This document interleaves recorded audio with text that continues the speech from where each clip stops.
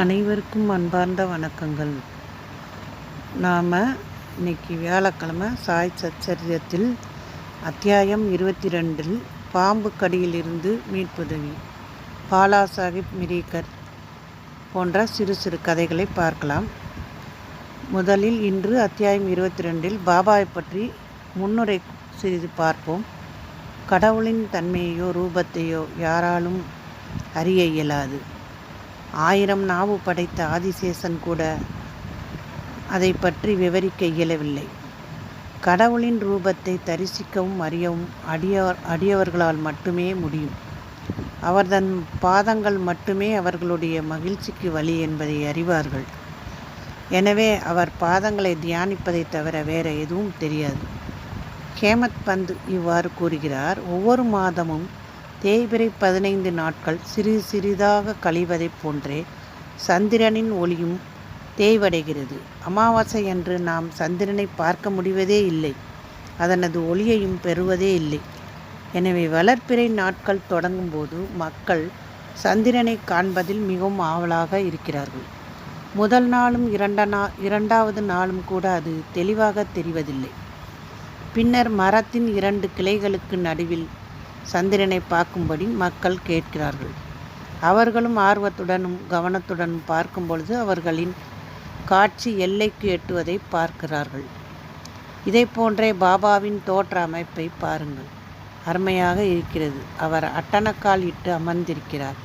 வலது கால் இடது முழங்கால் மேலும் இடது கையின் விரல்கள் வலது பாதத்திலும் படரப்பட்டு இருக்கின்றன.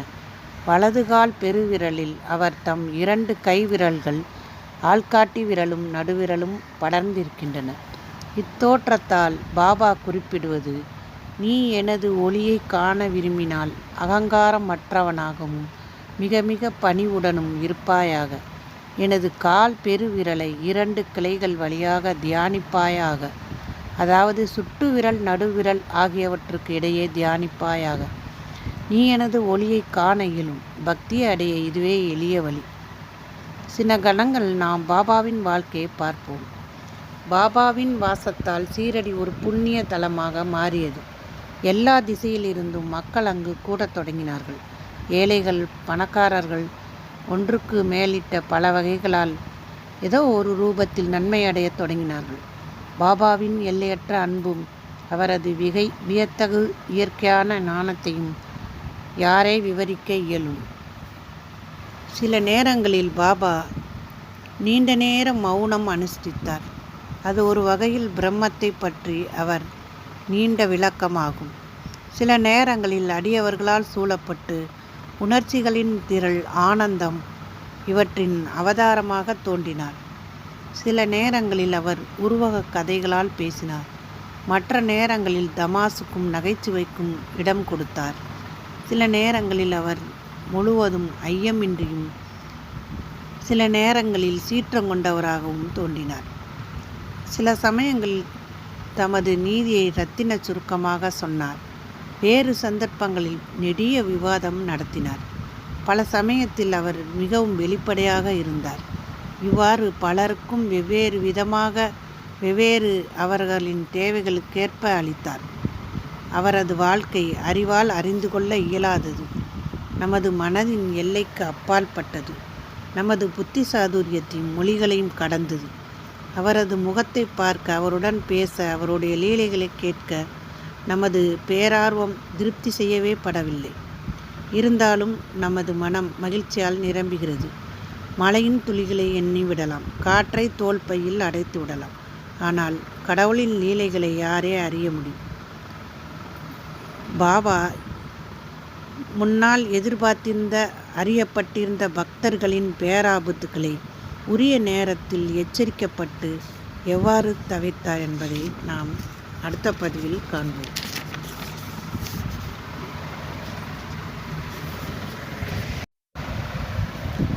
பாலா சாஹேப் மிரிகர்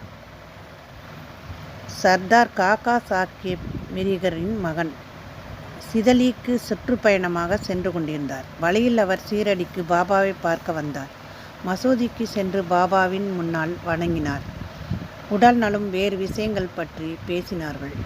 பாபா ஒரு எச்சரிக்கையை விடுத்தார். உங்களுக்கு நம்முடைய துவாரகா மாயை தெரியுமா என்றார். பாலா சாஹேப்புக்கு இது புரியாததால் அமைதியாய் இருந்தார். பாபா தொடர்ந்து, நீங்கள் அமர்ந்து கொண்டிருக்கும் இதுவே நமது துவாரகா மாயி. தனது மடியில் அமரும் குழந்தைகளின் எல்லா ஆபத்துக்களையும் கவலைகளையும் அவள் தடுத்து விலக்குகிறாள். இந்த மசூதி மாயி அடக்கி ஆட்சி செய்யும் இதன் அம்பிகை மிகவும் கருணை உள்ளவள். அவள் எளிய பக்தர்களின் தாய். அவர்களை பேராபத்துக்களிலிருந்து பாதுகாக்கிறாள். ஒரு மனிதன் அவளது மடியில் ஒரே முறை அமர்ந்தால் அவனது எல்லா கஷ்டங்களும் முடிவடைந்து விடும். அவளது நிழலில் இளைப்பாறுவோர் பேரானந்தம் அடைவர் என்றார். பின்னர் பாபா அவருக்கு உதியை அளித்து தமது கரங்களை அவர் தலையில் வைத்தார். பாலா சாஹேப் புறப்படப் போகும் தருணத்தில், உங்களுக்கு லம்பா பாவாவை தெரியுமா என்றார். அதாவது பாம்பை என்றார். பின்னர் இடது கை முட்டியை மூடிக்கொண்டு தமது இடது புயத்தை பாம்பின் படத்தை போன்று ஆட்டிக்கொண்டு அவன் அவ்வளவு பயங்கரமானவன். துவாரகா மாயின் குழந்தைகளை அவன் என்ன செய்ய முடியும்? துவாரகா மாயானவள் பாதுகாக்கும்போது பாம்பால் என்ன செய்ய முடியும் என்று கூறினார். இவை அத்தனைக்கும் பொருள் மிரீகருக்கு சுட்டுக்குறியீடு என்பதை தெரிந்து கொள்ள அனைவரும் ஆவலாய் இருந்தனர். பாபாவிடம் கேட்க துணிவில்லை. பாலா சாஹேப் பாபாவை வணங்கிவிட்டு சாமாவுடன் மசூதியை விட்டு புறப்பட்டார். அப்பொழுது பாபா சாமாவை அழைத்து பாலா சாஹிப்புடன் செல்லச் சொன்னார். சாமா பாலா சாஹிப்பிடம் பாபாவின் விருப்பப்படி தாமும் வருவதாக கூறினார். ஆனால் அது அசௌகரியமாய் இருக்குமாதலால் வரவேண்டியதில்லைஎன்று பாலா சாஹேப் கூறினார். அப்பொழுது பாபா, சரி, நன்று, போகாதே, நாம் நல்லவற்றையே தெரிவிக்க வேண்டும், நன்மையே செய்ய வேண்டும், எது தான் என்று விதிக்கப்பட்டிருக்கிறதோ அதுவே நிச்சயம் நடந்தேறும் என்று கூறினார்.